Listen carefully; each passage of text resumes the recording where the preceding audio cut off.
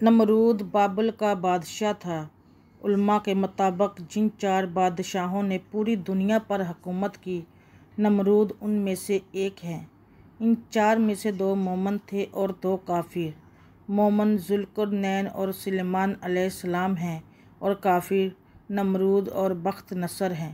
نمرود مسلسل 400 سال تک بادشاہ رہا۔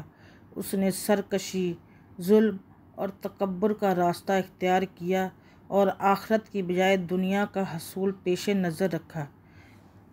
جب حضرت ابراہیم علیہ السلام نے اسے اللہ وحدہ لا شریک کی عبادت کی دعوت دی تو اس نے جہالت اور گمراہی کی وجہ سے خالق کا انکار کر دیا۔ چنانچہ حضرت ابراہیم علیہ السلام نے اس سے بحث کی، لیکن وہ مردود خدائی کا دعویٰ کرنے لگا۔ حضرت ابراہیم علیہ السلام اور نمرود کے درمیان مناظرہ اس دن ہوا جس دن وہ آگ سے نکلے۔ اس سے پہلے ان کا آمنا سامنا نہیں ہوا تھا۔ جس دن وہ اکٹھے ہوئے اس دن یہ مناظرہ واقع ہوا۔ حضرت ابراہیم علیہ السلام نے فرمایا، میرا رب زندہ کرتا ہے اور مارتا ہے۔ اس نے کہا، میں بھی زندہ کرتا اور مارتا ہوں۔ اپنی بات کو ثابت کرنے کے لیے اس جاہل نمرود نے 2 قیدی منگا کر بے قصور کو مار ڈالا اور قصوروار کو چھوڑ دیا اور کہا کہ دیکھا، میں جس کو چاہوں مارتا ہوں، جسے چاہوں نہیں مارتا۔ اس طرح سب کو فریب دینے کی کوشش کی کہ اس نے ایک کو موت دے دی اور دوسرے کو زندگی بخش دی ہے۔ اس کا یہ عمل حضرت ابراہیم علیہ السلام کی دلیل کا جواب نہیں تھا اور نہ ہی اس کا موضوع مناظرہ سے کوئی تعلق تھا، بلکہ یہ ایک بیکار بات تھی جس سے ظاہر ہوا کہ اس کے پاس کوئی دلیل نہ تھی۔ حضرت ابراہیم علیہ السلام نے جو دلیل پیش فرمائی تھی وہ یہ تھی کہ جانداروں کا جینا مرنا عام مشاہدے کی چیز ہے، کیونکہ یہ واقعات خود بخود پیش نہیں آ سکتے، لہٰذا ضرور کوئی ایسی ذات موجود ہے جس کی معیشت کے بغیر ان اشیاء کا وجود میں آنا محال ہے۔ لازمی ہے کہ ان واقعات کا کوئی فاعل ہو جس نے انہیں پیدا کیا، انہیں اپنے اپنے نظام کا پابند کیا، جو ستاروں، ہواؤں، بادلوں کو ایک جگہ سے دوسری جگہ لے جاتا ہے اور بارش برساتا ہے، ان جانداروں کو پیدا کرتا ہے جو ہمیں نظر آتے ہیں اور پھر ان کو موت سے ہمکنار کرتا ہے۔ اسی دلیل پر حضرت ابراہیم علیہ السلام نے فرمایا کہ میرا پروردگار تو وہ ہے جو پیدا کرتا ہے اور مارتا ہے، لیکن اس جاہل بادشاہ نے جو کہا کہ میں بھی زندہ کر سکتا ہوں اور مار سکتا ہوں، تو اگر اس کا مطلب یہ ہے یہ نظر آنے والے کام اس کے کنٹرول میں ہے تو یہ سراسر ضد اور ہٹ ڈرمی کا اظہار ہے، اور اگر اس سے مراد قیدیوں کا واقعہ ہے تو اس کا حضرت ابراہیم علیہ السلام کی پیش کردہ دلیل سے کوئی تعلق ہی نہیں ہے۔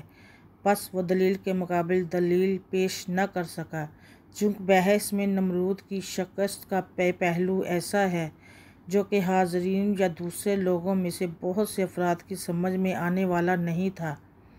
اس لیے حضرت ابراہیم علیہ السلام نے ایک اور دلیل پیش کر دی اور اسے سب کے سامنے لاجواب ہونا پڑا۔ ارشاد باری تعالیٰ ہے، ابراہیم نے کہا، اللہ تو وہ ہے جو سورج کو مشرق سے نکالتا ہے، لہٰذا تو اسے مغرب سے نکال دے، یعنی یہ سورج روزانہ مشرق سے نکلتا ہے جسے اس کو پیدا کرنے والے اور چلانے والے نے مقرر کر رکھا ہے۔ اگر تو ہی زندگی اور موت کا مالک ہے، جیسا کہ تیرا دعویٰ ہے کہ تو زندہ کرتا ہے اور موت دیتا ہے، تو اس کو مغرب سے لے آ، کیونکہ جس کے ہاتھ میں زندگی اور موت کا اختیار ہو وہ جو چاہے کر سکتا ہے، اسے نہ منع کیا جا سکتا ہے نہ ہی مغلوب کیا جا سکتا ہے، بلکہ وہ ہر چیز پر غالب ہوتا ہے اور ہر چیز اس کے حکم کی پابند ہوتی ہے۔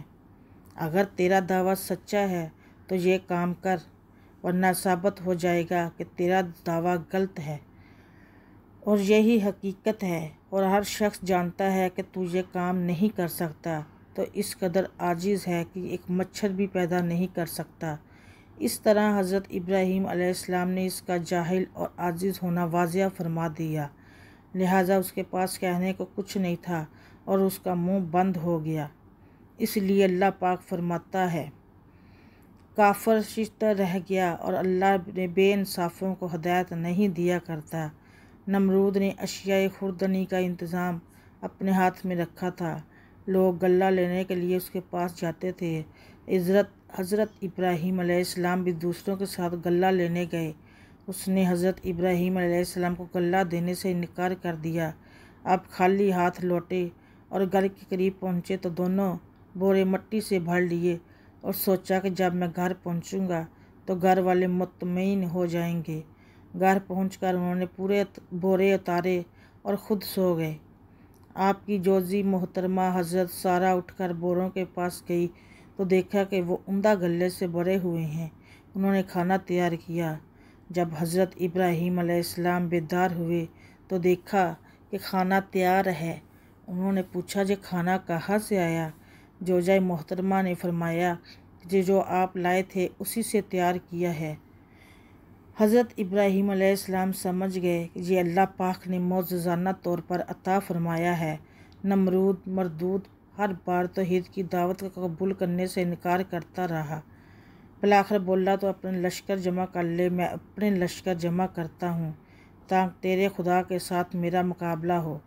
حضرت ابراہیم علیہ السلام نے فرمایا، اے مردود تو اپنا لشکر جمع کر، میرا خدا کن فیکون میں جمع کر دے گا۔ تب وہ مردود مشرق و مغرب کی فوج کو جمع کرنے میں لگ گیا۔ حضرت ابراہیم علیہ السلام نے آخری بار بھی اس کو ہدایت کی دعوت دی، لیکن اس مردود نے کہا کہ مجھے تیرے خدا کی کچھ حاجت نہیں۔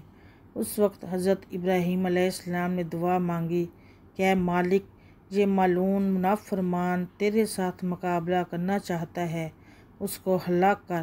تیری مخلوق میں مچھر ادنا اور ضعیف ہے اور کئی جانوروں کی خوراک بنتا ہے۔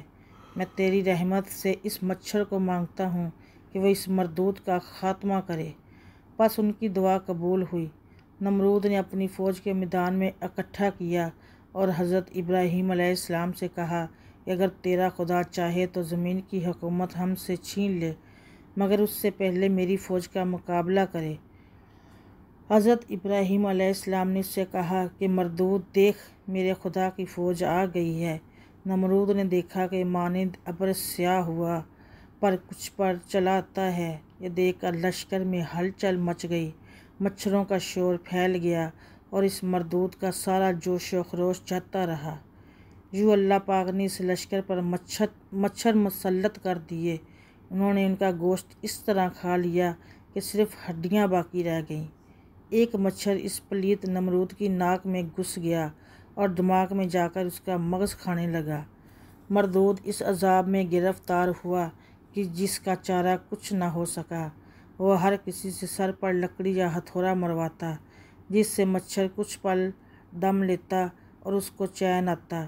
شب و روز اس کے سر پر سوٹیں کھاتے ہوئے گزرنے لگی، حتیٰ کہ اللہ پاک کے حکم سے وہ مردود کفر کی حالت میں ہلاک ہو گیا۔ اللہ تعالی ہم سب کا حامی و ناصر ہو۔